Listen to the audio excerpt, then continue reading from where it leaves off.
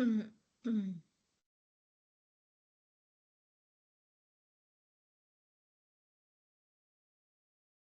Assalamualaikum warahmatullahi wabarakatuh. Waalaikumsalam Waalaikumsalam. warahmatullahi wabarakatuh. Ya, oke kita mulai dengan baca basmalah bersama-sama. Bismillahirrahmanirrahim. Kemudian dilanjutkan dengan surat Al-Fatihah. A'udzubillahi minasyaitonirrajim. Bismillahirrahmanirrahim. Alhamdulillahirabbil alamin arrahmanirrahim. Maliki yaumiddin. Iyyaka na'budu wa iyyaka nasta'in. Ihdinas syiratal mustaqim syiratal ladzina an'amta 'alaihim ghairil maghdubi 'alaihim waladdallin. Raditu billahi rabbah. Wabil islami dina wa bi Muhammadin nabiyya wa rasulah rabbi zidni ilma warzuqni fahmi. A'udzu billahi minasyaitonir rajim surat Al-Insyirah.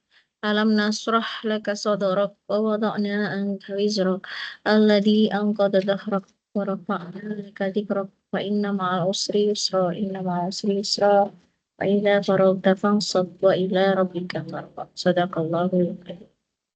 Oh iya, ini saya ngecek untuk tugas belum pada mengumpulkan ya teman-teman ya? Atau mengumpulkannya gimana ini? Kok enggak? Yang lain mana ya? Kok hanya Mas Asem Muhammad yang mengumpulkan? Kemarin belum tahu Bu kalau harus dikumpulkan, kirain Oh iya. cuma didiskusikan ini aja. Tapi ada oret-oretannya nggak? Udah bikin Bu, udah Ya, bikin Ada, di Bu. Word gitu. Ada di Ya, Word, Bu. nanti silahkan hari ini diupload ya. Saya buka kembali karena mungkin Baik, miskom ya, misinformation. Saya buka karena kemarin Mas Asem tuh kontak saya Bu, apa? Iya saya buatkan. Saya pikir teman-teman regularly ngecek my class terus dan saya sadarnya sudah membuat gitu. Ya, nggak apa-apa nanti hari ini ya karena miskom ya. Silahkan diupload. Saya setting lagi untuk deadline-nya. Nah, tapi tetap hari ini kita akan diskusikan sebentar ya sebelum kita melanjutkan materi berikutnya ya. Kita agak maraton nih hari ini karena kita ada dua materi karena minggu lalu Anda ikut Atlas TI ya. Sehingga saya mencoba untuk mengcover topik 2 pekan. Jika nanti nggak selesai lanjut pekan depan nggak apa-apa. Jadi pekan ini penilaian dan perbandingan dampak lingkungan pada political economy. Economics ya, tapi kita akan bahas dulu. Minggu lalu saya masih baru menyampaikan sedikit tentang green economy introduction, lalu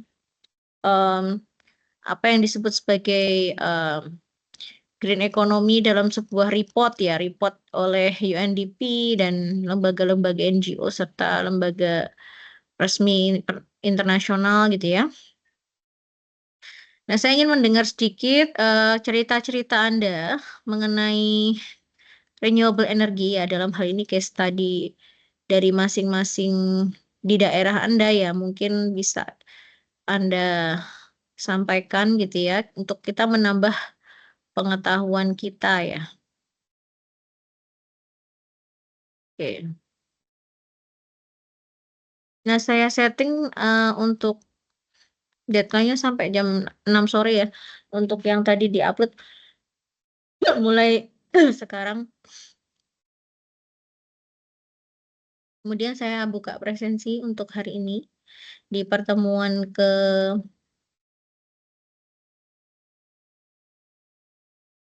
keberapa ini teman-teman? Ketiga ya. Minggu lalu itu belum saya bukakan presensinya ya. Saya minta hitung datang itu ya. Ya berarti hari ini Anda silakan presensi 2 karena minggu lalu saya hitung kehadiran karena itu ada juga Atlas TI belajar juga tentang analisis kualitatif yang mungkin nanti juga akan berguna ya di perkuliahan ini ya.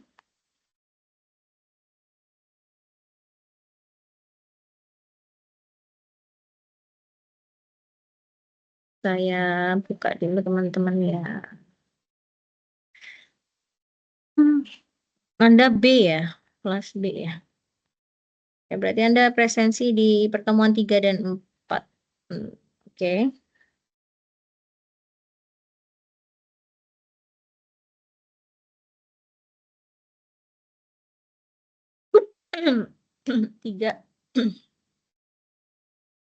Tiga sudah, kemudian di pertemuan keempat.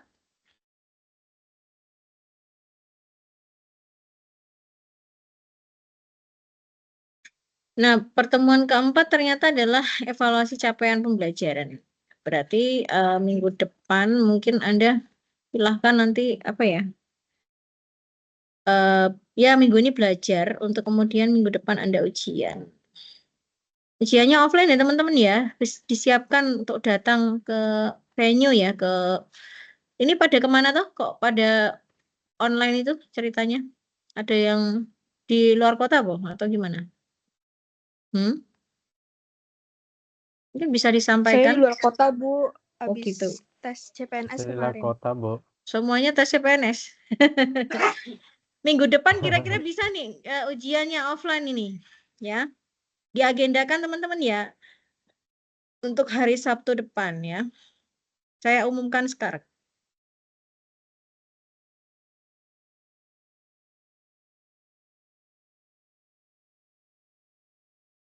Ibu itu wajib offline ya, Bu?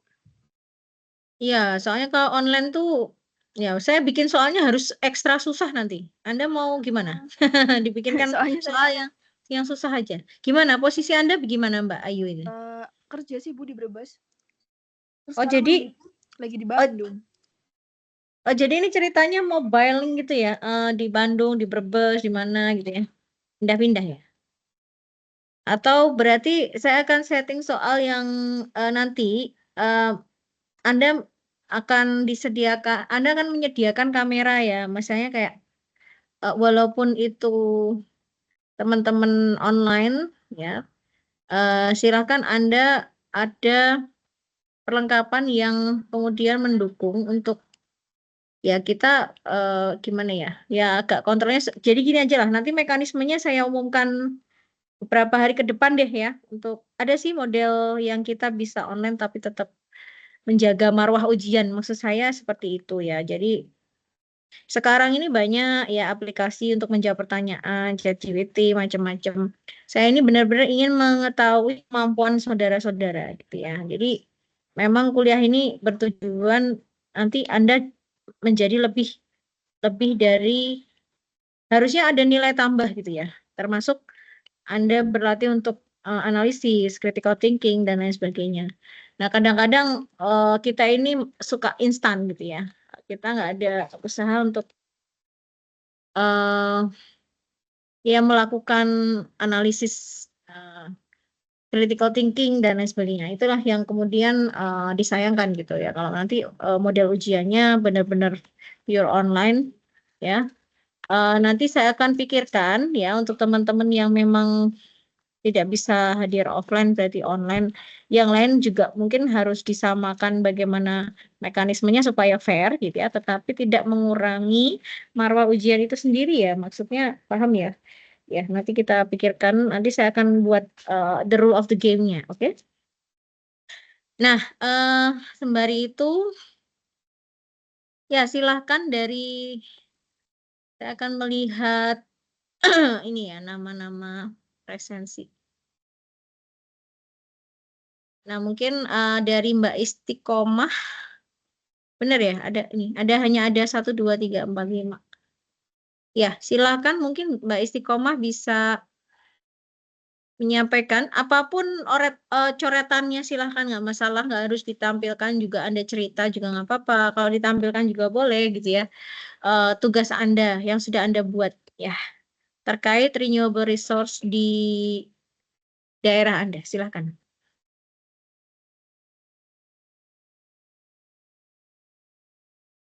Oh ya, tadi makasih ya sudah hadir ya, memeriahkan.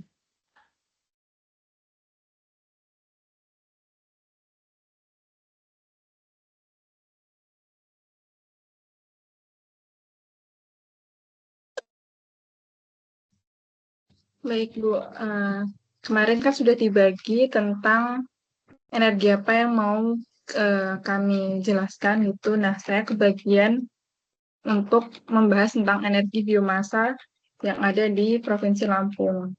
Seperti yang kita ketahui bahwa energi biomasa itu merupakan energi terbarukan yang berasal dari senyawa organik seperti kayu, limbah pertanian, limbah perkebunan, dan komponen organik industri maupun rumah tangga yang mana dapat dikembangkan dalam jangka panjang dan dapat menjadi salah satu sumber alternatif pengganti energi berbasis fosil yang saat ini mulai menipis. Lalu, selain karena jumlahnya yang tidak akan habis jika dikonsumsi, energi biomasa pun dinilai lebih ramah lingkungan karena tidak menyebabkan emisi yang dapat merusak atau menyebabkan pemanasan global. Hal tersebut pula yang membuat energi biomasa dijuluki sebagai energi karbon netral. Nah, dari segi ekonomi pun energi biomasa ini menguntungkan karena lebih terjangkau dan harganya itu tidak semahal energi fosil tentunya, lalu juga karena adanya energi biomasa itu dapat mengurangi jumlah impor bahan bakar fosil. Energi biomasa ini dapat diolah menjadi berbagai produk, baik itu produk secara langsung maupun tidak langsung. Nah, ada beberapa jenis produk yang dapat dihasilkan dari biomasa, yaitu ada produk berbahan cair, padat, maupun gas. Untuk yang misalnya itu biomasa dapat diolah menjadi etanol, biodiesel, minyak sayur, biogas, arang, dan lain sebagainya. Nah, dari yang pertama itu ada yang bentuknya itu bahan kimia. Produk akhirnya dapat digunakan untuk keperluan transportasi, bahan pangan, tekstil, maupun pembangkit listrik. Dan untuk Provinsi Lampung sendiri sebenarnya potensi untuk energi biomasa itu sangat besar, Bu, karena wilayah Provinsi Lampung itu memiliki daerah sebagai daerah pertanian maupun perkebunan yang sangat subur, sehingga memiliki sumber daya alam yang melimpah untuk dijadikan bahan baku dari energi biomasa tersebut. Pengembangan energi biomasa di Provinsi Lampung ini dapat sebagai solusi untuk daerah-daerah terpencil yang mungkin kesulitan untuk mendapatkan energi fosil. Nah, yang pertama itu potensi energi yang diperoleh dari limbah pertanian. Itu bisa diperoleh dari jerami padi sisa panen di sawah. Itu kan Provinsi Lampung sendiri memiliki sektor pertanian yang sangat luas. Nah, itu dapat dimanfaatkan jerami padi sisa panen digunakan untuk menghasilkan energi biomasa melalui proses pembakaran langsung maupun proses anaerobik atau biogas. Lalu selain dari jerami padi ada juga tongkol jagung, itu juga bisa dimanfaatkan melalui proses pembakaran langsung, proses anaerobik yang menghasilkan gas metana atau bioetanol, maupun melalui proses pirolisis atau pemanasan tanpa oksigen untuk menghasilkan biochar. Tapi sejauh ini potensi yang ada tersebut belum begitu dimanfaatkan karena kayak sumber daya manusianya yang belum bisa mengolah dengan baik. Lalu ada juga untuk pengkoordinasian pengumpulan bahan baku yang tersedia itu kurang terperhatikan gitu. Akhirnya sisa jerami padi sisa panen tersebut maupun tongkol jagung itu hanya untuk pakan ternak maupun hanya untuk dibakar biasa saja tanpa diproses kembali gitu. Lalu ada juga limbah dari perkebunan yang bisa dimanfaatkan itu ada dari perkebunan kelapa sawit, perkebunan tebu, kopi, nanas, singkong maupun karet. Untuk kelapa sawit sendiri seperti tandan kosong maupun serat buah sawit itu dapat digunakan sebagai sumber biomasa yang kaya energi yang dapat diolah menjadi bahan bakar padat atau juga diubah menjadi biogas. Lalu untuk sisa pemrosesan tebu, nanas, singkong itu dapat diubah menjadi energi biomasa, biogas, bioetanol maupun biokar. Dan untuk perkebunan karet, untuk pohon karet yang telah melewati masa produksinya, itu dapat digunakan untuk bahan baku energi biomasa untuk membakar langsung, dan juga untuk sampah daunnya itu juga dapat digunakan untuk pembakaran langsung dalam proses pembakaran agar dapat mendukung ketahanan energi. Untuk yang peternakan, Provinsi Lampung memiliki potensi di sektor peternakan, yaitu peternakan ruminansia seperti sapi, kambing, dan juga kerbau.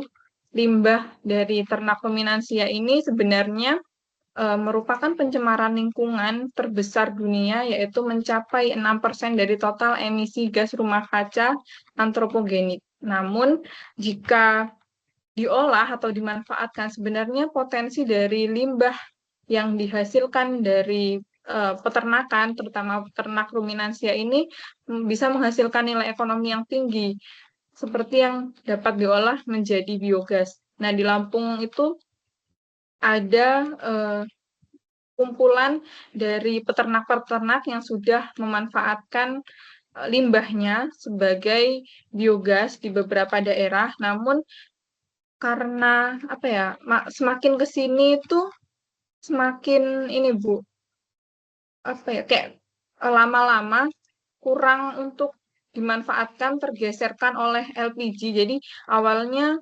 limbah-limbah itu dikumpulkan, diolah, lalu gasnya itu diolah menjadi apa ya, kayak untuk memenuhi kebutuhan rumah tangga. Namun berjalannya waktu tetap tergeserkan oleh adanya gas LPG. Dan yang terakhir ada juga limbah dari rumah tangga yang dapat dimanfaatkan sebagai sebagai sumber dari energi biomasa sendiri. Keuntungannya yaitu selain apa ya, untuk mengurangi timbunan sampah sekaligus dapat menghasilkan energi yang bersih dan berkelanjutan. Nah, untuk hambatan yang dialami untuk pengembangan energi biomasa di Provinsi Lampung, yaitu saya rangkum. Yang pertama, jumlah ketersediaan bahan baku itu tidak menentu setiap tahunnya. Lalu teknologi yang digunakan dalam pengembangan biomasa ini belum sepenuhnya memadai, dan ketersediaan SDM di Provinsi Lampung ini tuh belum mendukung untuk melakukan pengembangan biomasa. Harga biomasa sendiri juga tidak kompetitif dibandingkan dengan energi berbasis fosil. Lalu yang terakhir, regulasi investasi dalam pengembangan energi terbarukan biomasa itu belum konsisten, dan proyek-proyek pemerintah seringkali berubah-ubah sehingga energi terbarukan di Provinsi Lampung itu masih sangat sedikit. Gitu, Bu. Terima kasih Mbak Istiqomah atas paparannya terkait biomas ya, dari bagian biomas di Lampung. Nah, harga biomas sendiri itu tidak bersaing itu berapa Mbak? Misalnya dibandingkan dengan apa, kira-kira pembandingnya apa Mbak? Dengan bensin apa? Dengan itu kan tadi kan yang saya contohkan tadi ini Bu, kalau gas yang dihasilkan gas ya, dari gas. limbah peternakan tadi itu apa namanya, kayak harganya tuh makin lama kan jumlahnya juga kadang tidak selalu ada ya Bu. Jadi akhirnya orang beralih, lalu harganya mungkin juga relatif lebih mahal karena melalui proses pengolahan. Jadi harus membayar, kayak mengupah orang yang mengkoordinir itu tadi gitu Bu. Ya, berarti dibandingkan dengan gas LPG ya, apa harganya kurang bersaing ya. Kemudian stoknya juga rendah. Dan sekarang juga ada itu penemuan baru, jadi gas untuk rumah tangga itu untuk kemudian menyalakan kompor itu dari bawah tanah itu. Gas di dalam, nah itu bumi, nah itu instalasi, nah itu juga bisa kalah saing dengan itu juga, dan itu sebenarnya bisa jadi salah satu ini ya, alternatif juga ya untuk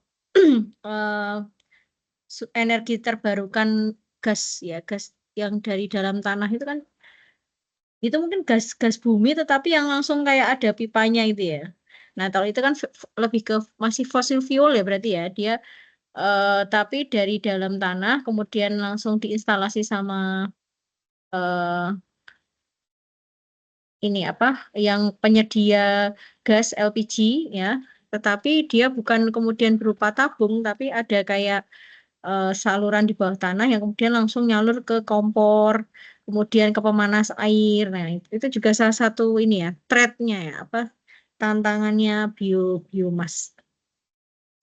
Nah, itu untuk kasus di daerah Lampung. Kemudian mungkin satu lagi teman-teman sebelum nanti saya menerangkan tentang pestol dulu. Nanti kita lanjut presentasi lagi supaya nggak bosan ya. Apa selang-seling nanti juga ada kita nonton video sedikit terkait pestol sebelum kita masuk ke materi. Satu lagi siapa yang energi terbarukan? Mungkin Mas Aslam. Mas Aslam apa dapat bagian apa Mas? Kalau aku terkait dengan PLTB, tenaga bayur angin, PLTB, Angin. Hah? angin Iya, Bu, iya. bener. Ya. Aku Ya, ada bahan Bu, kalau boleh share. Share screen, silakan bisa langsung. Ya Bu, izin Bu share. Ya, silakan Mas Aslam. Udah kelihatannya Bu. Ya, sudah oke. Silakan lanjut.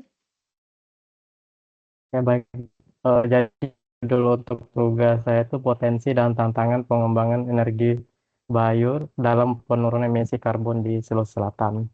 Jadi seperti yang kita ketahui, satu dari sebenarnya dikembangkan eh, apa ini yang mana eh, di rata ada dua, yaitu yang Mas pertama Aslam, adalah PLTBC. suaranya kurang stabil ya. Yang lain gimana menurut yang lain?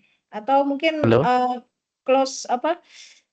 Tutup kameranya dulu mungkin ya untuk menstabilkan suaranya dulu. Nanti kalau udah habis presentasi bisa open cam lagi. Apakah siap Bu. berbeda? Coba. Ya, coba silakan Bu, dilanjutkan. apakah udah terdengar? Mending sih, ya. Coba Oh, silakan siap Mas. Bu. Saya off cam aja ya Bu. Ya, nanti boleh on Baik cam Bu, lagi saya habis diskusi. Ya, silakan. Baik Bu, saya lanjutkan kembali.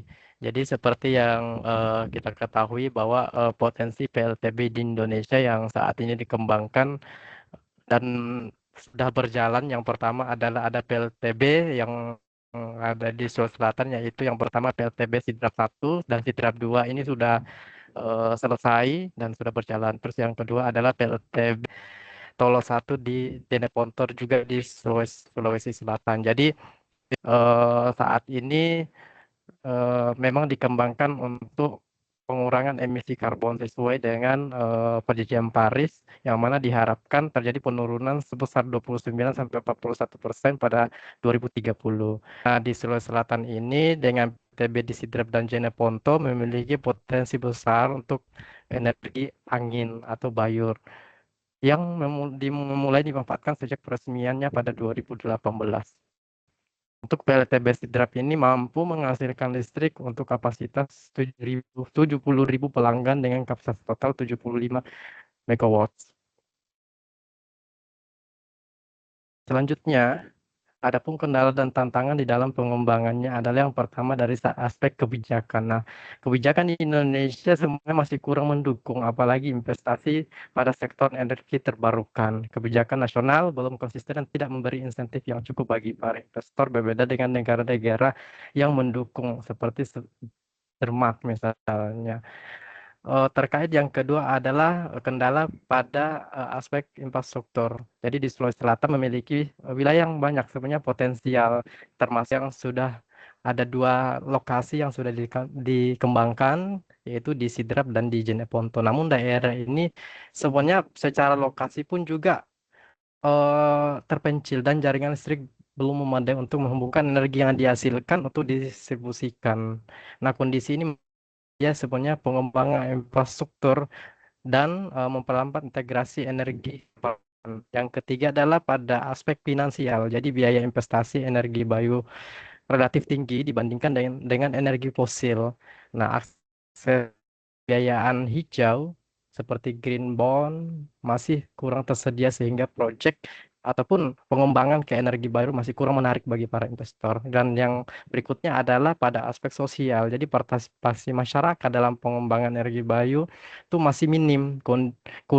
Termasuk kurangnya edukasi bagi masyarakat mengenai manfaat energi terbarukan seringkali menimbulkan resistensi sosial di dalam pembangunan PLTB.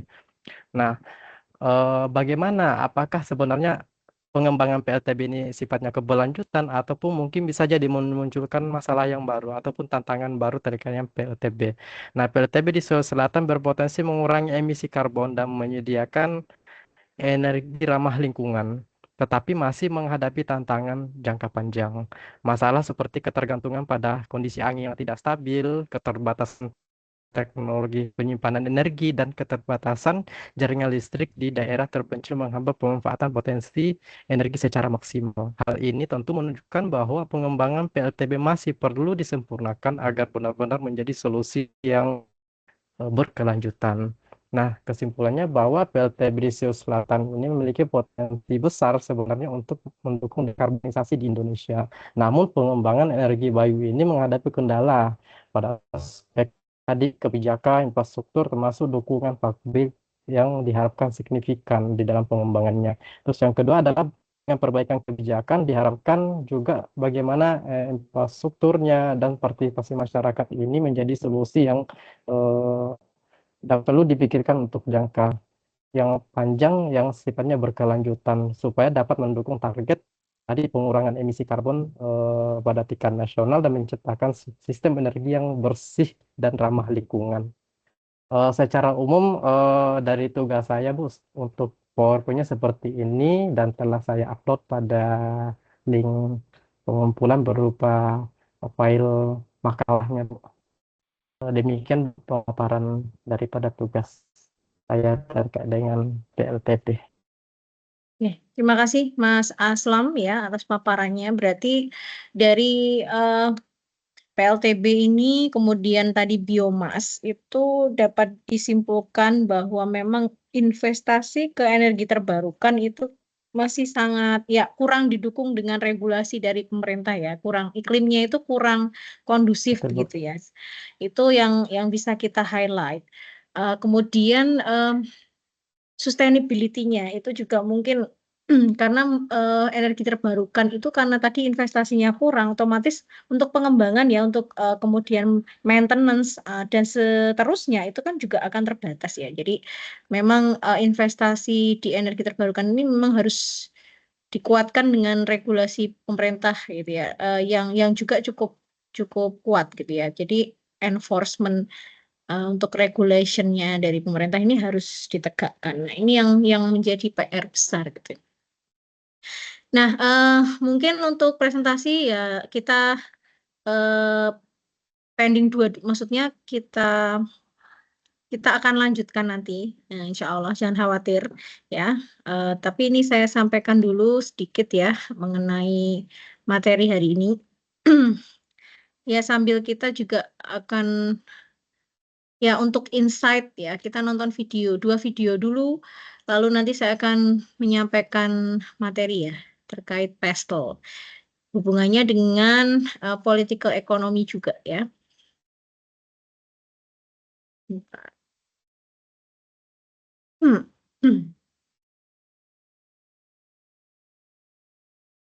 Ini juga masuk share sound nggak ya? Share sound.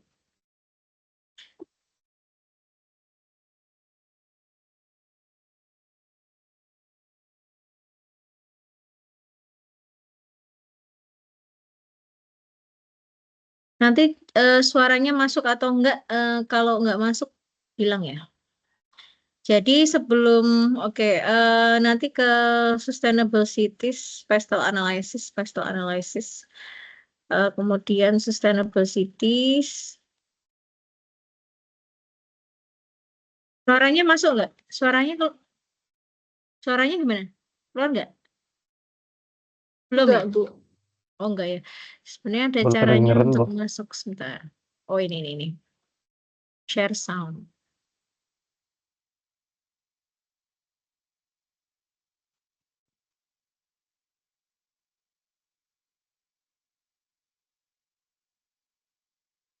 Tes.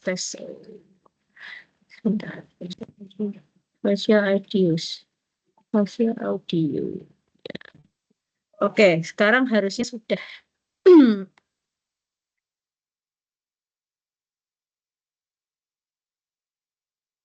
Deal with social media a lot, which is actually fun for me, but I will say sometimes it's challenging. For my social media, I have to think about Suaranya keluar nggak tadi? Ada, Bu. Keluar, Bu. Sudah ya? Ada. captions a lot that sometimes require me to write in English and reply to email.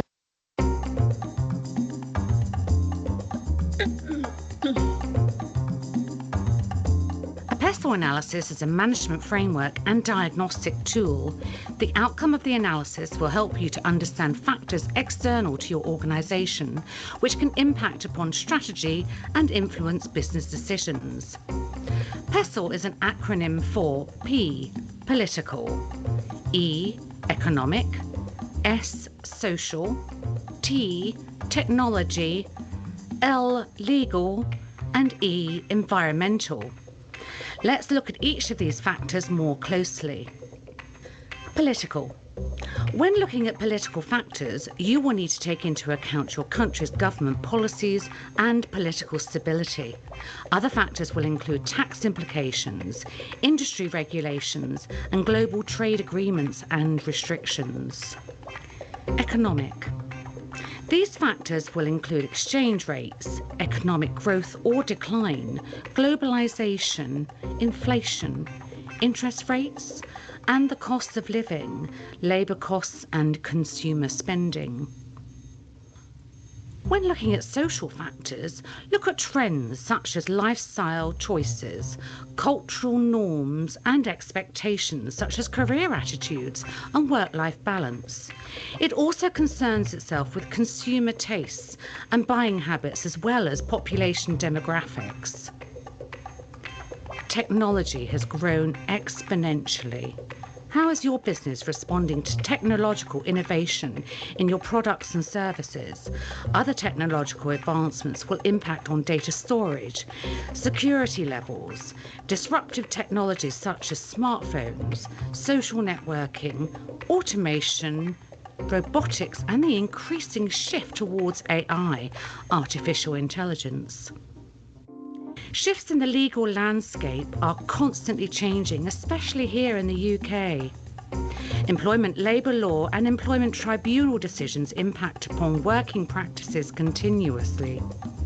It's also important to keep up to date with all changes in legislation and, of course, health and safety regulations.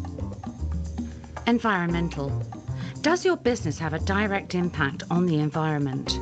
Political sanctions now govern carbon emissions and a move towards sustainable resources, such as wind turbines and recycling.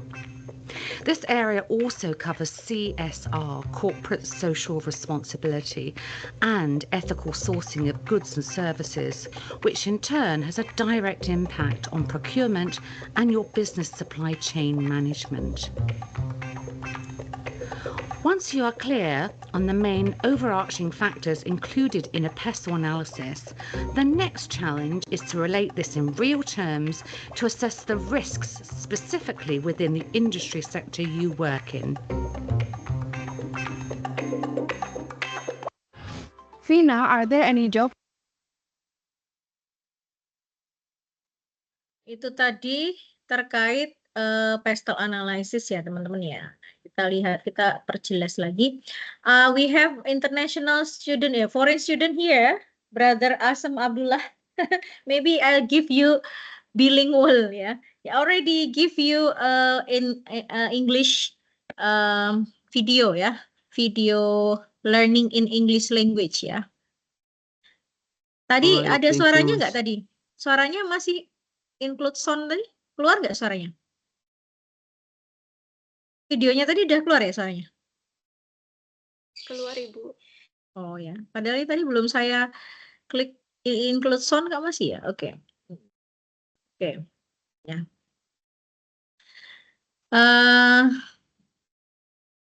So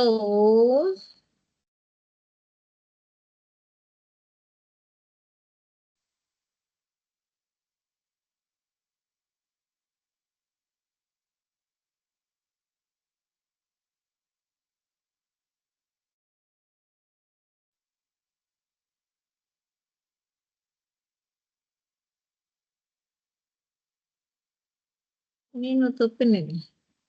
Oke.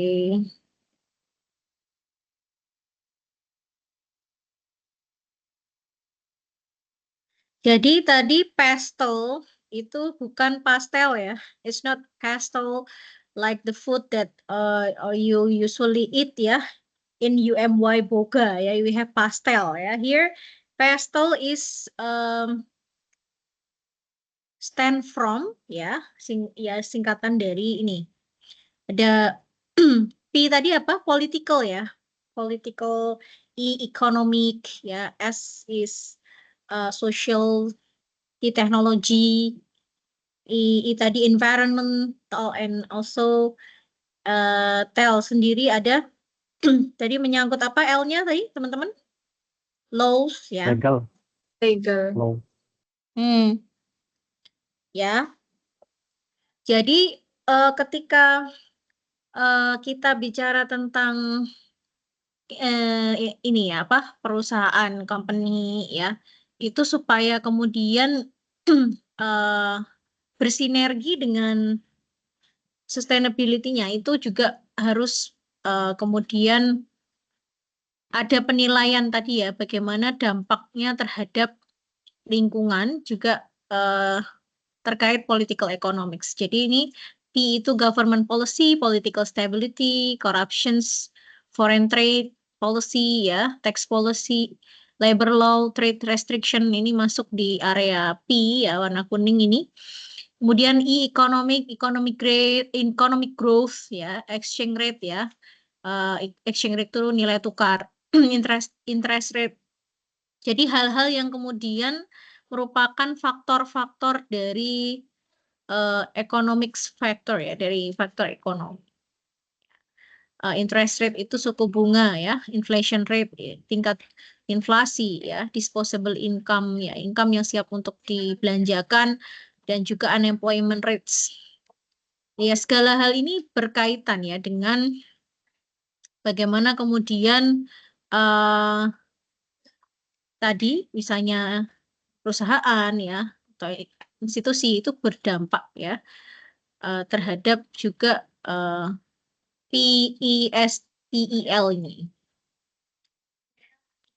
Lalu S tadi ya social ya, terkait dengan population growth rate, ya, age distribution ya, distribusi usia, karir, perilaku karir, career attitudes, safety, emphasize, bagaimana kita mengedepankan dari sisi safetyness ya, keamanan, safety first, health consciousness ya, kesadaran tentang kesehatan, lifestyle, gaya hidup, lalu cultural barriers, hubungannya dengan budaya ya, lalu teknologi tadi AI, Internet of Things, level of innovation, automation, research and development activity, technological change, technological progress, technological awareness.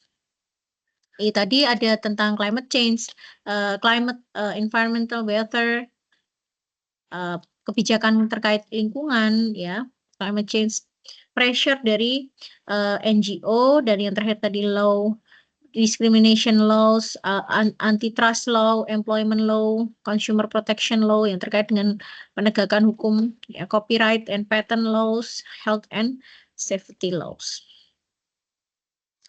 Jadi teman-teman tadi terdapat bukti ya bahwa peningkatan besar dalam kualitas lingkungan hidup ya, terutama di negara-negara maju ya, negara-negara yang berpendapatan tinggi selama berapa dekade terakhir ya. Nah, mungkin ya dalam hal ini hipotesisnya adalah sebagian besar hal tersebut itu dicapai karena adanya relokasi dampak lingkungan dari konsumsi ke negara-negara lain, ya, yang biasanya lebih miskin. Ya, artinya kita melihat sendiri ya beberapa fenomena ya. Mungkin negara maju ini ya misalnya salah satunya memiliki perusahaan multinasional itu ya. Nah, itu kan beroperasi di negara-negara, di banyak negara, yang salah satunya juga di negara yang berkembang.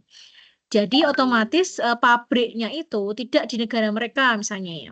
Mereka sengaja ya melakukan relokasi, membangun pabrik dan ya pusat-pusat produksi industri itu di negara yang berkembang. Nah, ternyata ya ini punya dampak yang besar di kualitas lingkungan hidup mereka ini semakin membaik gitu ya selama beberapa dekade terakhir ya. Karena tadi ada relokasi ya, memindahkan ya sesuatu yang industri yang kemudian bisa menghasilkan polusi itu justru ke negara-negara lain yang mau dicemari lah ya istilahnya, konsumsi ke negara-negara yang lain yang kemudian biasanya lebih miskin. Nah, meskipun perdebatan politik dan akademis mengenai intervensi kebijakan yang tepat untuk mengatasi tantangan ini semakin marak ya, antara lain ada kebijakan mengenai carbon trading misalnya. Kemudian bagaimana kalau di negara maju itu mendirikan industri di negara berkembang harus ada semacam biaya yang harus diganti ya untuk menutup eksternalitas negatif atau biaya semacam ya bagaimana kemudian negara maju itu membangun sebuah ini ya reaktor untuk membersihkan sebelum limbah itu dibuang pasti harus diproses dulu dan lain sebagainya, dan itu memerlukan biaya kan. Nah, ini banyak sekali ya mungkin ahli-ahli lingkungan gitu ya yang kemudian kritis ya terhadap hal ini ya, disertai juga dengan perdebatan politik di level pemerintahan, di level kepala ya presiden ya mungkin ya kepala-kepala negara, juga akademisi ya, itu kian marak. Namun kita masih sedikit mengetahui tentang penyebab ya, perubahan dampak lingkungan internasional selain juga arus perdagangan internasional ya. Kemudian kami mengatasi masalah ini dengan berfokus pada dampak kesenjangan ekonomi ya dan faktor politik. Nah, kemudian kami berpendapat bahwa ketimpangan pendapatan antar dan di dalam suatu negara serta variasi dalam institusi politik, klausul lingkungan hidup dalam pergeseran dampak lingkungan antar negara. Kemudian kami menggunakan data panel baru mengenai 5 jenis aliran ya dampak lingkungan antar negara, yakni 187 negara dari tahun 90 hingga 2015 untuk menilai argumen-argumen ini. Nah, kemudian dari penelitian tersebut ya kami menemukan bahwa negara-negara kaya dan negara-negara dengan kesetaraan ekonomi dalam negeri yang lebih tinggi ya cenderung menjadi pihak yang melakukan outsourcing ya. Dan negara yang miskin ya, lebih miskin secara pendapatan yang secara domestik lebih tidak setara adalah pihak yang menerima ya sumber daya. Nah, dalam dampak lingkungan ini kesenjangan ya tentunya tadi mereka itu adalah yang lebih miskin tadi adalah yang menerima sumber daya dari dalam dampak lingkungan tersebut ya. Kemudian kesenjangan dalam tingkat demokrasi ya tadi ketika bargaining power ya itu rendah karena mereka lebih miskin gitu ya negaranya. Ini bisa mengakibatkan kesenjangan dalam demokrasi dan memperburuk alih daya tadi outsourcing dari negara yang lebih setara secara pendapatan tadi, negara yang maju, ke masyarakat yang lebih tidak setara, yang disparitinya itu tinggi ya, misalnya negara-negara berkembang.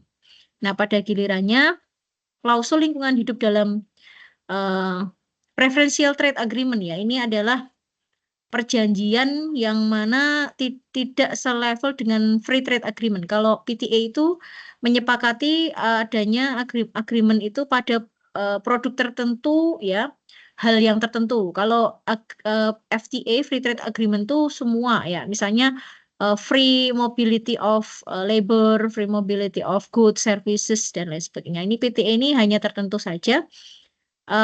Jadi klausul lingkungan hidup dalam preferential trade agreement, ya, atau perjanjian perdagangan preferensial itu memiliki dampak mitigasi terhadap perubahan dampak lingkungan. Namun partisipasi dalam perjanjian lingkungan hidup internasional tidak memiliki dampak seperti itu. Kemudian temuan kami menyoroti perlunya kebijakan ekonomi hijau, ya, untuk mengurangi jejak konsumsi terhadap lingkungan. Ya, tidak hanya di negara demokrasi yang berpenghasilan tinggi, namun juga membuat rantai pasok global mereka lebih berkelanjutan. Nah, kemudian maka ditemukanlah, ya, Pestel analysis ini, ya, analisis Pestel yang kemudian memiliki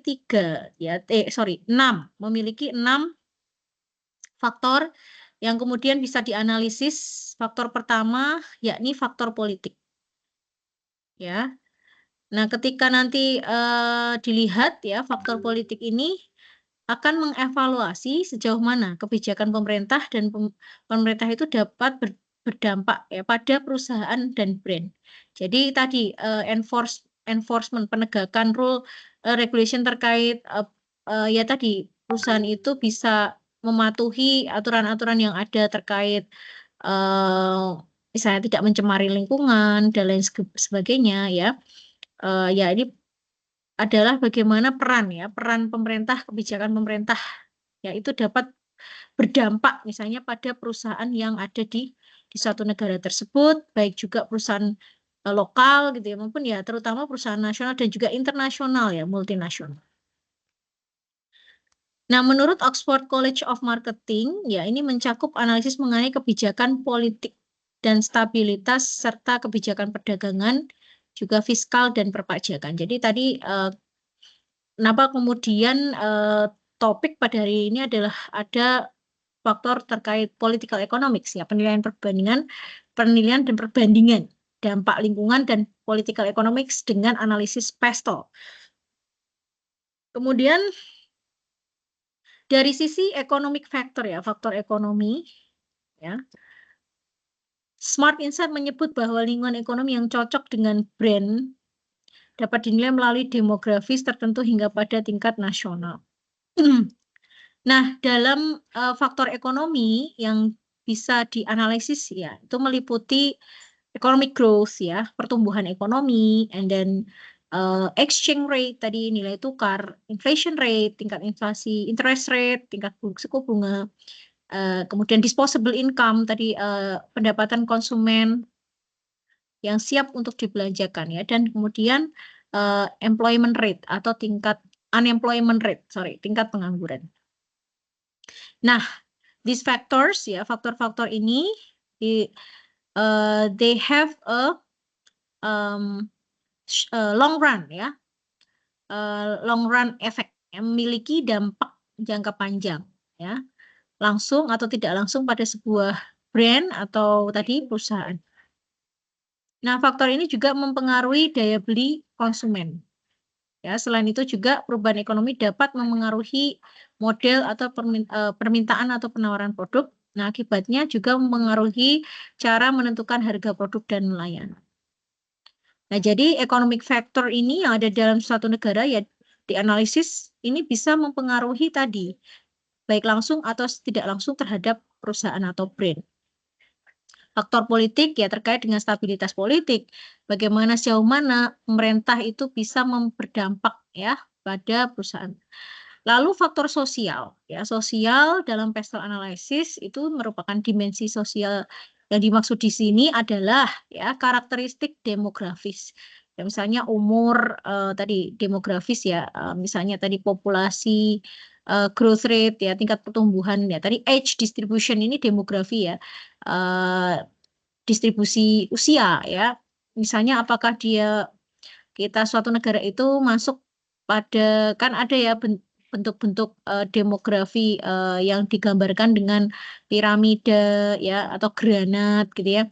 Nah, itu misalnya kalau usia produktifnya yang banyak ya itu bentuknya seperti apa ya granat. Kalau piramida itu jelas yang dari apa ya namanya potensial untuk usia-usia yang produktif ya itu besar ya banyak ya sampai kemudian yang ke atas sendiri itu adalah yang usia tua gitu ya itu kecil ya ada bonus demografi. Nah kalau ada juga di negara-negara seperti Jepang itu kalau Anda nonton di berita-berita ya juga di ya di Detik di YouTube dan lain sebagainya itu Jepang itu krisis tenaga kerja ya jadi kalau teman-teman mau cari kerja ya mungkin bisa ke Jepang ya. Mereka itu penduduk usia produktifnya itu semakin lama semakin sedikit. Nah, karena mungkin salah satunya ya banyak faktor seperti ya faktor culture juga artinya mereka itu kalau punya anak itu ya mikir-mikir nggak banyak gitu ya terus menikah ya sudah nyaman misalnya hidup bersendirian gitu ya terus tidak punya keluarga ya dan akhirnya ya mereka mengalami krisis ya krisis dalam hal ini nggak ada generasi untuk melanjutkan ya pembangunan. Nah, itu makanya mereka kurang ya tenaga kerjanya. Anda bisa ke Jepang atau menikah dengan orang Jepang ya misalnya itu sebuah potensi ya. Nah kemudian oke faktor sosial ini ya ini tadi Dalam pestel analisis dimensi sosial dimaksud seperti demografis norma, lalu adat istiadat dan nilai-nilai populasi di mana organisasi tersebut beroperasi, termasuk tren populasi seperti tingkat pertumbuhan penduduk ya, distribusi usia, distribusi pendapatan, sikap karir, penekanan keselamatan, safety first tadi, kesadaran akan kesehatan ya, health awareness, sikap gaya hidup dan juga hambatan budaya. Lalu faktor sosial juga sangat penting. Ya, jika Anda ingin menarget produk pada karakteristik pelanggan tertentu, misalnya suatu perusahaan multinasional, itu ketika dia memproduksi suatu barang di suatu negara tertentu, faktor sosial ini akan sangat penting ya. Dalam mereka itu menjiwai masyarakat yang ada di situ untuk bisa menghasilkan produk yang cocok ya dengan pelanggan tertentu, ya, dan juga bisa mendapatkan tenaga lokal ya. Kalau perusahaan multinasional kan keuntungannya begitu ya, dia bisa meng-hire tenaga lokal. Nah, mungkin yang lebih murah daripada harus di negara maju sana mereka kan per jam itu mahal ya untuk tenaga kerja ya. Kemudian kesediaannya untuk bekerja dalam kondisi tertentu. Lalu technological factor ya, faktor teknologi itu berkaitan dengan inovasi teknologi yang juga mempengaruhi operasi industri dan pasar secara menguntungkan ataupun tidak menguntungkan. Ya, teknologi inovasi, otomasi ya, aktivitas penelitian dan pengembangan R&D, research and development, perubahan teknologi atau technological change, jumlah kesadaran teknologi yang dimiliki oleh target pasar. Nah, faktor ini pun bisa ya mempengaruhi keputusan untuk misalnya memasuki atau tidak memasuki industri tertentu atau misalnya Anda punya decision making dalam meluncurkan atau tidak meluncurkan produk tertentu atau misalnya Anda melakukan aktivitas produksi di luar negeri. Nah, misalnya industri itu didukung dengan teknologi AI yang cukup baik ya. Dia berani mengambil keputusan ya untuk masuki industri tertentu ya. Meluncurkan produk tertentu ya atau melakukan ekspor ya atau melakukan aktivitas produksi di luar negeri ya seperti mendirikan perusahaan multinasional itu salah satu contoh aktivitas produksi di luar negeri. Nah, kemudian dengan mengetahui apa yang terjadi dari sisi teknologi, maka bisa membantu perusahaan untuk dalam hal ini lebih efektif untuk mengalokasikan dana pengembangan teknologi yang ada hubungannya dengan produksi. Nah, sekarang dengan adanya artificial intelligence ya, IoT ya, cloud dan lain-lain, kita juga harus bisa memproduksi sebuah produk yang mungkin ya dalam hal ini efisien ya. Kalau dan ramah lingkungan ini ada hubungannya nih seperti ini ya. Misalkan kita membuat sebuah perusahaan atau gedung itu yang lampunya semuanya dengan sensor gitu ya. Nah, ini berarti institusi atau ya perusahaan itu sudah mengembangkan bagaimana ramah lingkungan, artinya dalam efisiensi energi listrik. Nah, jadi kalau misalnya nanti nggak digunakan, dia akan mati sendiri, teman-teman ya. Tapi kalau digunakan, ya ada orang, ada makhluk di situ, ya ada orang, dia akan nyala. Nah, ini salah satu juga terkait technological factors. Kalau saya pernah dulu di jalan-jalan di Ulen Sentalu, itu begitu ya. Museumnya itu sudah dengan sistem lampunya tuh sensor, ya sensor. Jadi kalau kita masuk ke ruangan itu, ya karena kita masuk dia ada sensor hangat tubuh, mungkin sensornya itu bisa mendeteksi panas tubuh kita ya, seperti itu. Nah sehingga lampunya nyala ya, di situ ada batik di situ ya. Ulen Sentalu itu kan museum swasta yang di dalamnya itu menceritakan kisah Gusti Nurul ya dengan segala ya, ada surat cintanya beliau, ada lukisan, kemudian silsilah keluarga sampai berbagai macam koleksi batik. Nah, itu sudah menggunakan teknologi di mana lampu-lampu itu disetting secara sensor. Mungkin di beberapa gedung ya, mungkin nggak semua, tapi gedung tertentu saya masuk itu di exhibition ya, salah satu ruangan itu sudah begitu. Kemudian legal faktor hukum, faktor ini mungkin memiliki beberapa overlapping ya dengan faktor politik ya, meskipun ya memiliki titik tekan tertentu ya. Dalam legal faktor ini antara lain undang-undang yang lebih spesifik terkait undang-undang ya, lebih secara ya legal formal gitu ya. Kalau politik tadi masih lebih umum. Nah, misalnya dalam hal ini ada undang-undang terkait ketenagakerjaan, undang-undang perlindungan konsumen, undang-undang hak cipta dan paten, undang-undang kesehatan, dan juga undang-undang keselamatan. Nah, misalnya Anda perlu mengetahui apa yang legal dan apa yang tidak legal ya, agar misalnya promosi dan penjualan produk itu dapat berjalan dengan sukses sesuai dengan etika. Kalau kita nggak tahu etika, nanti bisa terkendala gitu ya. Jadi suatu perusahaan itu juga terkait dengan legal factor ini harus paham betul ya. Makanya kalau di suatu perusahaan itu biasanya akan meng-hire juga orang-orang yang misalnya dia meskipun banyak orang-orang ekonomi di situ karena dia perusahaan yang pemasaran macam-macam, tapi nanti akan meng-hire lulusan dari hukum ya. Karena dengan adanya staff ya atau salah satu ya mungkin jajaran di situ yang memahami tentang hukum, itu bisa lebih smooth gitu ya bisnisnya gitu ya. Kemudian jika produkmu dipasarkan secara global, ini menjadi sangat rumit karena setiap negara memiliki seperangkat aturan dan regulasi sendiri. Lalu jika Anda perlu juga mengetahui misalnya potensi perubahan dalam undang-undang dan juga dampaknya terhadap bisnis di masa mendatang, juga berkonsultasi dengan penasihat hukum atau pengacara untuk memahami hal ini. Kemudian yang terakhir, environmental factor, faktor yang terkait dengan lingkungan. Nah, ini baru muncul ke permukaan akhir-akhir ini dan menjadi faktor yang penting karena sudah mulai ada indikasi meningkatnya kelangkaan akan raw materials atau bahan baku ya. Kemudian mulai ada semacam rule ya, peraturan terkait pollution target polusi, lalu target jejak karbon yang ditetapkan oleh pemerintah.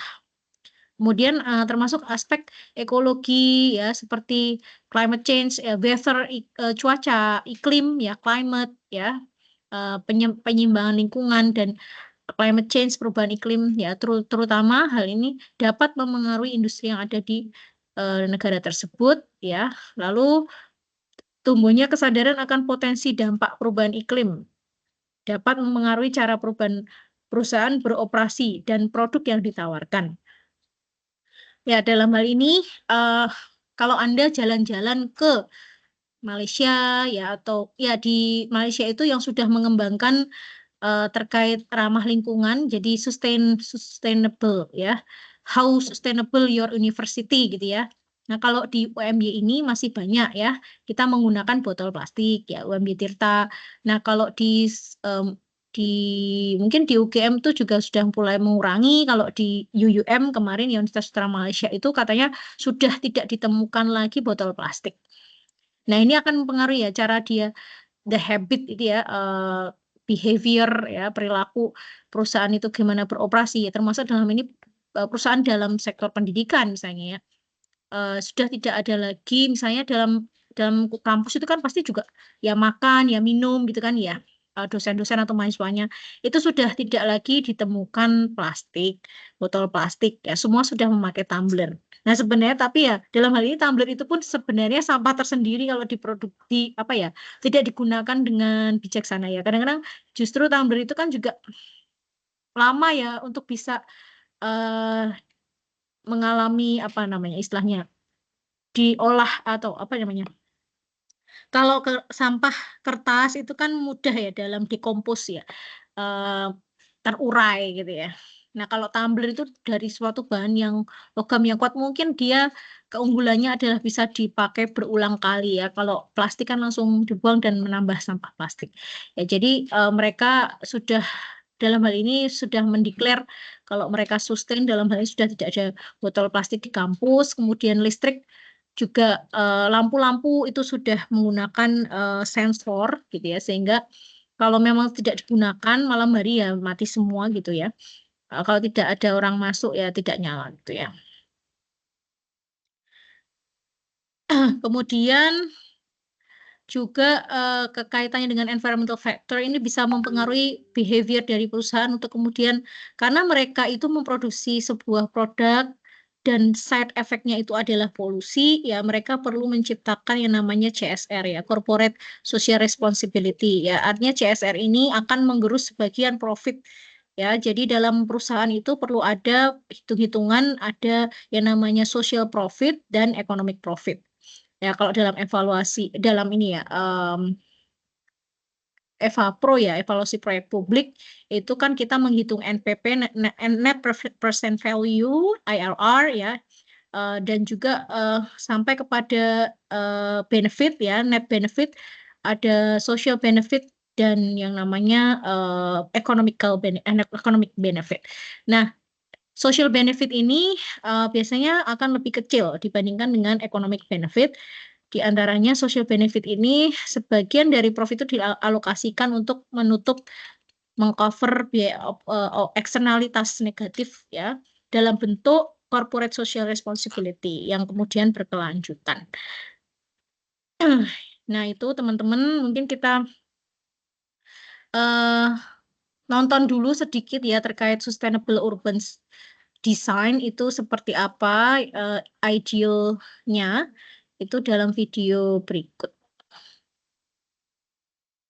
Modular floating communities, towering skyscrapers covered in trees, and zero-carbon smart cities. These are some examples of what I call climatopias, which are utopian urban designs that attempt to address climate change, and they're the focus of my PhD research throughout 2022. They can take many different forms, but climatopias are the futuristic visions of architects and designers around the world who are seeking to create sustainable urban settlements in the face of mounting environmental threats. Climate change is something many of us are dealing with every day, and that can be both scary and motivating. But as we design for climate change, it's important to think not just about infrastructure, but also about what really makes a city, the people. So we have to ask ourselves, what helps a city evolve and thrive, both today and in the future?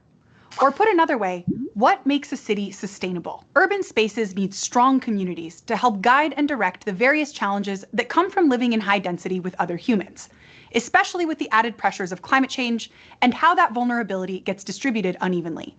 But those ideals are often difficult to materialize in real life. Oftentimes, the people who can make planning decisions don't include everyone who might be impacted by the decision-making process. Or sometimes there isn't funding to modify or retrofit landscapes designed for one purpose, like the flow of cars, with more accessible options like bike lanes. Planning for the future is no small task, but as geographers, we have the spatial skills to take on the challenge. I'm Alize Carrere, and this is Crash Course Geography.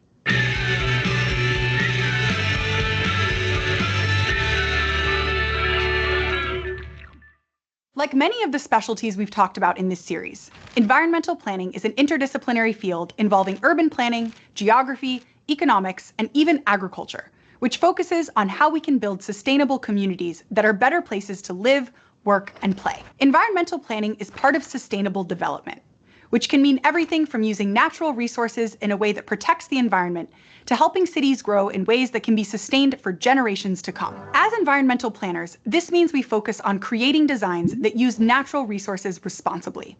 We work on how to promote economic opportunities and environmental justice, which is when everyone is involved in environmental laws and policies. We also work on social equity, which is where everyone has just and fair access to things like housing and jobs that pay enough to cover basic needs. Borrowing a phrase from business, this goal is the quadruple bottom line: positive results for people, planet, profits, and community. But sustainable development can be a contradiction. What's good for the environment and what's good for the economy don't always match up. So whenever we're trying to sustain or conserve something, a key question to ask is, what are we really trying to conserve? For instance, we might focus on conserving the environment and limiting our use of natural resources. So urban planners will use a host of models and planning tools to help create relationships within the city that preserve and use open space, like zoning, or designating where different land uses can take place. Residential zone areas of cities can be rezoned or redesignated to create walkable neighborhoods with mixed housing and shops, rather than just one or the other. This creates compact zones where people want to live, work, and play, which reduces the need for people to drive across the region. Zoning and other tools are often part of smart growth planning, which tries to control and direct the movement of sprawl, or places on the outskirts of cities like suburbs and edge cities expanding into open, undeveloped land. In our planning, we can also use ecological design, which is an effort to build buildings and even whole cities to mimic nature. And buildings that are designed like living machines, or that emphasize passive solar design elements that use the sun for heating and cooling, are just the beginning. Ecological design is a key place where physical and human geography mix. But as we've learned in previous episodes, cities encode a lot about our ways of life and cultures within the design and architecture of their buildings. And we can conserve that too. But no matter what we're trying to conserve, we're going to create tension. For one, urban planning is about relationships, so it's rarely a neutral act. One approach to sustainable neighborhoods includes new urbanism, which is like smart growth, but usually just at the neighborhood scale. It often creates areas people are drawn to, which can then cause gentrification. Gentrification is when the value of land and rent increase in lower income areas from a new influx of investment. This growth becomes problematic when people aren't treated equitably, as we learned when talking about redlining and urban renewal. If cities don't plan ways to increase economic opportunities for lower income residents or protect low income housing, people can be priced out of their neighborhood or city because they can no longer afford the rent. There's no one solution or easy answer to this problem, but we can at least start by staying focused on the people involved and the history of the area, keeping equity in mind. In cities, we've also got large concentrations of people, and that allows for efficient access to services like healthcare, public transportation, and education. And things like electricity or internet access are cheaper. Urban areas are also centers of diffusion and cultural exchange that can drive innovation and new economic frontiers and technological advances. But large concentrations of people also create pressure. Partly because of the same economies of scale that make it efficient to offer services like education and renewable energy, there's also a lot of waste, pollution, and strain on water resources. And while there are more services in urban areas, they're not distributed evenly, which can create uneven health outcomes. One strikingly visible example of this is the gray-green divide. On the usually wealthier side, houses are comfortably nestled among shady, tree-lined streets. And on the other side of a single road, everything suddenly changes to shades of concrete and asphalt. Gray roads, gray roofs, gray sidewalks. This has an effect on our mood, our health, and even the biodiversity of life around us. And all this vegetation also helps to minimize the effects of the urban heat island, where all that asphalt, concrete, stone, and steel absorbs heat and prevents air pollution from dissipating. In fact, whether air pollution is common because of the physical geography of the city, or because there are more heavy polluters like cars or factories, there are a lot more asthma cases, ear, nose, throat illnesses, and people with weaker immune systems in cities. This is particularly true in poorer areas of cities with substandard housing, where people have the fewest resources and little ability to access healthcare. There are other problems too, like air pollution from factories and cars can mix with water in the atmosphere, creating acid rain, the effects of which can be felt hundreds of miles away from the cities where it formed. And there are water quality issues, like sewer overflows and dumping chemicals in urban waterways. Most cities were built long before environmental justice was part of the urban planning discussion. which according to the US Environmental Protection Agency grew out of the civil rights movement in the 1960s and is the idea that every person is entitled to protection from environmental hazards, regardless of race, gender, age, class, or politics. And so creating sustainable cities is about planning for the future and reconciling the past. And as we work to make the built environment evolve with our own understandings of justice and environmental impact, there's a tension between retrofits that reuse old materials and spaces and fresh development. For instance, we have to decide what to do about beautiful old buildings built in areas with lots of earthquakes. Urban planners may work with structural engineers to determine what kind of retrofitting is necessary to make a building earthquake-proof, or if the safest thing for everyone is to have the building come down. And reusing what's there, like the work of French architects Anne Lacaton and Jean-Philippe Vassal, who have won awards for their work retrofitting buildings, can have enormous global impact. The materials and construction industries are responsible for 10% of the world's greenhouse gas emissions in the early 2020s, which will be reduced dramatically if existing buildings and infrastructure can be reused. The push to reuse, rather than build fresh, also saves biodiversity outside cities and minimizes how many habitats get fragmented when urban sprawl is allowed to run amok. Much of this can be at risk when a greenfield development is chosen over a brownfield development, whether for housing, shops, or factories. In a greenfield development, the project is a blank slate for the architects and builders, while brownfield development is done on top of land that has already been used, whether that land used to be a factory, car dealership, or even a parking lot. Retrofitting is just one tool we have as we think about effective ways to address climate change and atmospheric warming. As people try to change their lifestyles, many are constrained by structural problems, like living in a place with no public transportation, or that are designed poorly for accessibility, walking, and biking. Planning with an eye towards sustainability and working with what already has been built offers a way to start addressing those larger retrofits we need as a society. And if we're going to shift to new technologies like electric cars, or retrofits like efficient windows and insulation, we have to also make space and be willing to help those who can't afford the changes. Who pays for retrofits or who pays the environmental costs for unsustainable designs are political.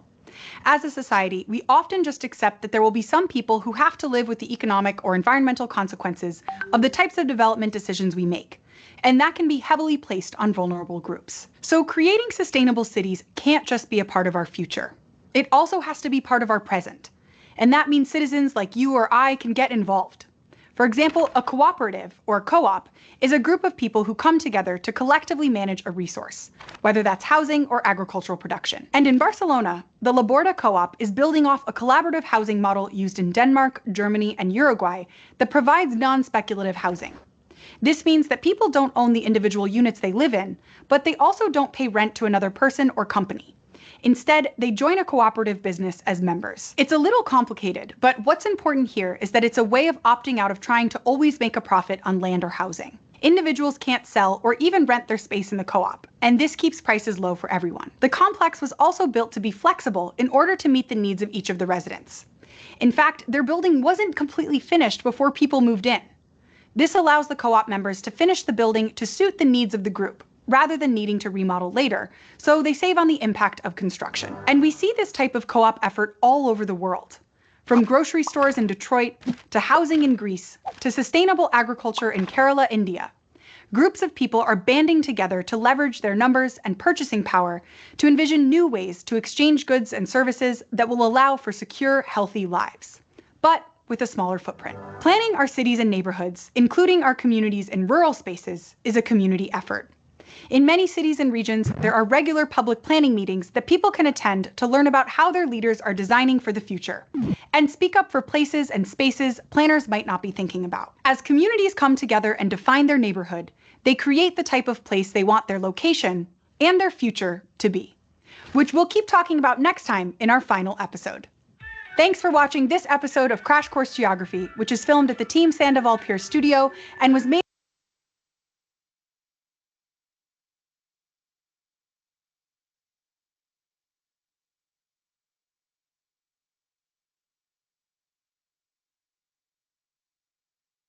Ya, itu tadi ya materinya Crash Course Studio, ya itu terkait sustainable cities. Ya, tadi udah ada pastel analysis, sustainable cities,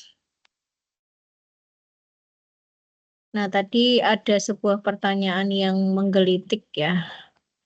Nah, kalau misalnya ada tadi relokasi dari, jadi ada fenomena bahwa ada perbaikan kualitas lingkungan gitu ya dari negara maju akhir-akhir ini dalam 1 dekade terakhir ternyata mereka melakukan relokasi industri ya ke negara-negara berkembang. Nah, pertanyaan saya gitu ya, kalau Anda jadi ya terutama kan ini akan siapa yang akan dapat menanggung kos ya biaya dari semua ini adalah terkait ini ya vulnerable people ya, orang-orang yang memang tadi negara miskin yang terkait memiliki ketidaksetaraan atau disparitas yang lebih tinggi.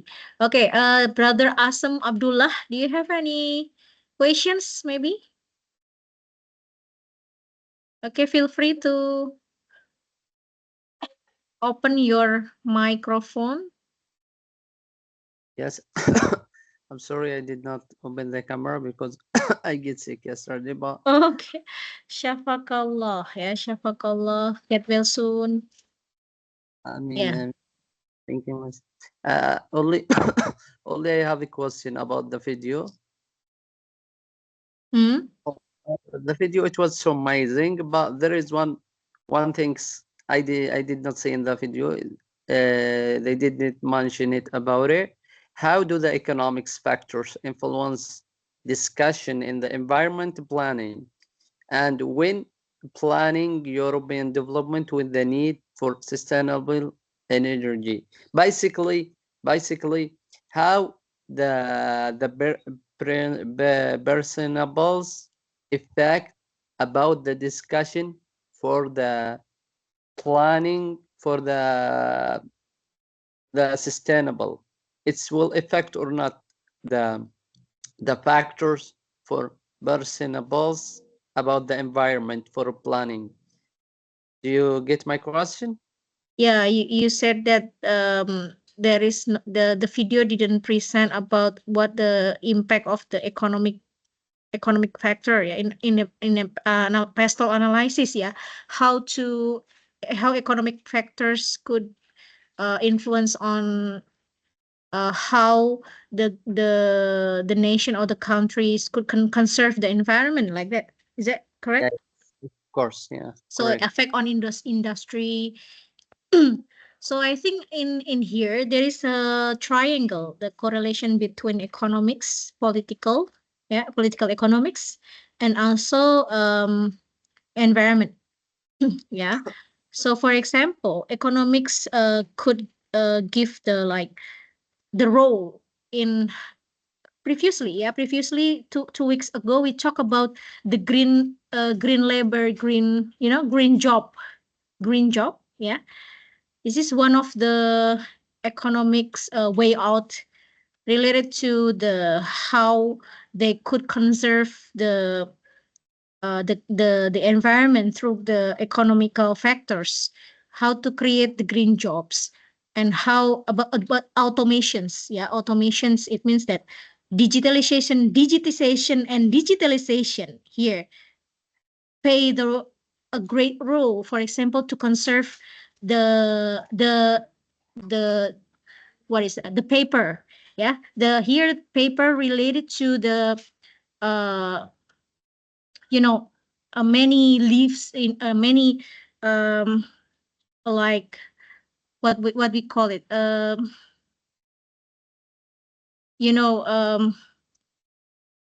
I forgot to say the what is it. It's okay, Messi. Do you mean the green job? Its effect in this sustainable?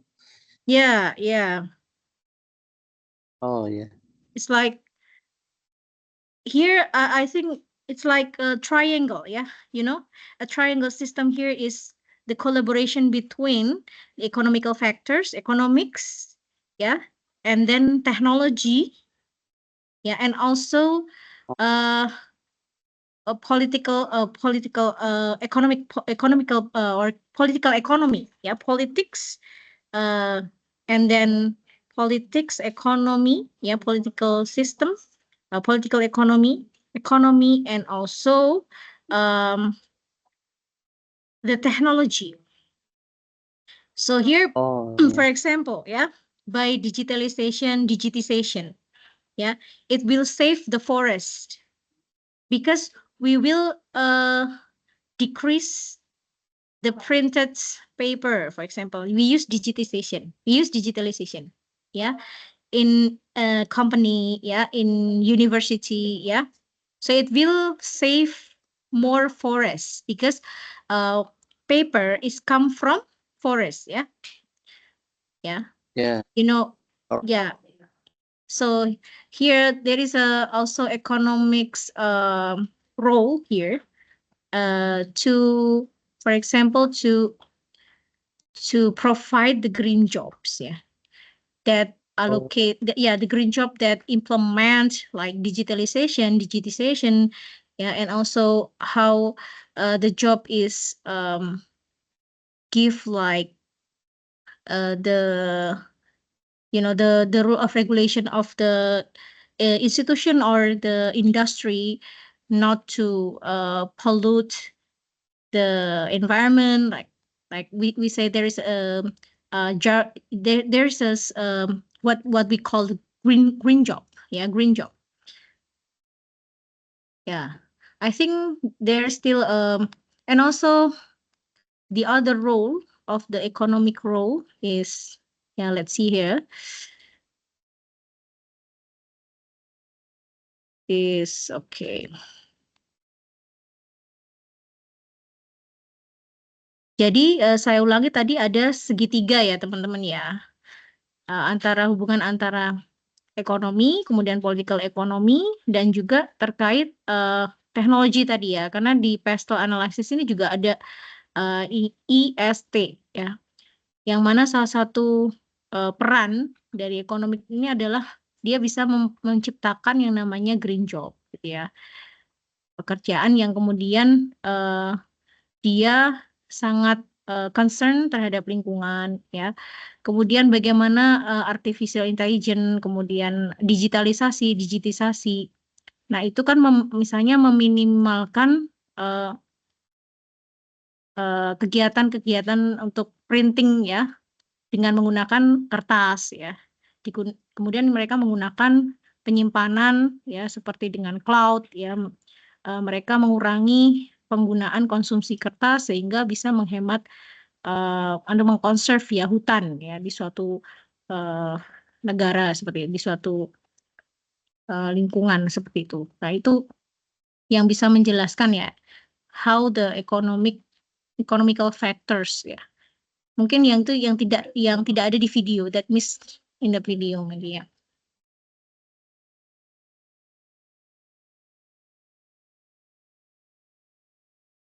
Ya, ini jadi di sini tadi.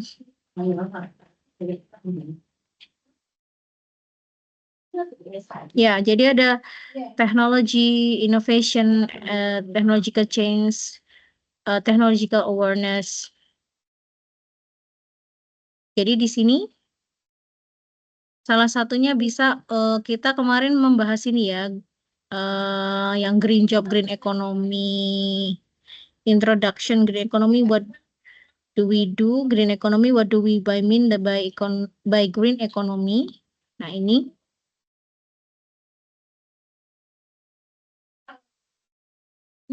dan salah satu faktor yang bisa kemudian ekonomi itu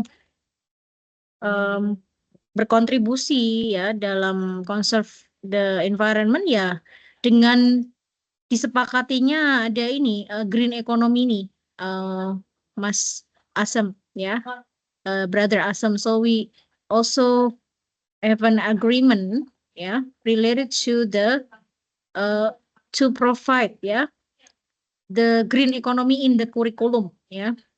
So this is also economical factors ya. Green job. Oh, all right. Thank you so much, Miss, for your answer.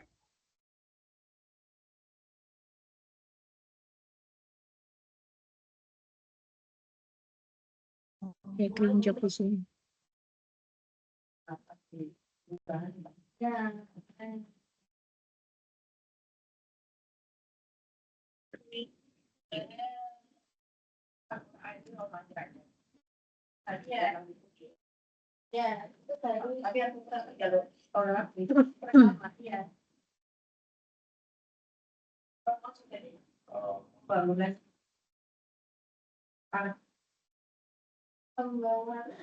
Sini nggak ada ya?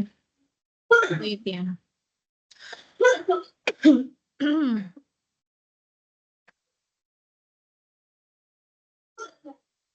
Hmm.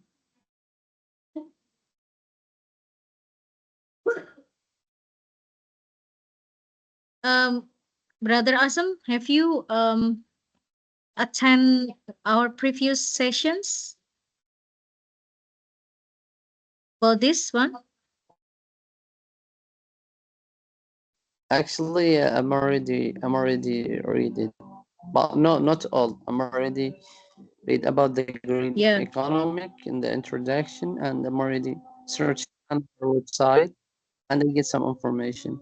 Yeah, so this will explain your questions. Yeah, so here we have we initiate. Yeah, there is an initiation of the Green Economy Initiative. Yeah, so there is a Green Economy Initiative that is initiated by UNEP. UNEP. Yeah, so there is a reconfiguration of the business and infrastructure, yeah, that give the result that is better for the environment, yeah, and then give like investment for the infrastructure that pro environmental like environmental support like that, and then we establish the green industry and then green jobs and green growth and also green economy. This is the role of the economy. Yeah. So here also initiated by UNEP, UNIDO, ILO, yeah, UNESCO, and Ministry of Environment Indonesia. This is the explanation of your question. Yeah. We can Right. prove that. Okay. And Okay, I think it's all for today. Perhaps next week, yeah, next week we have the test or evaluations. What is the name of the test?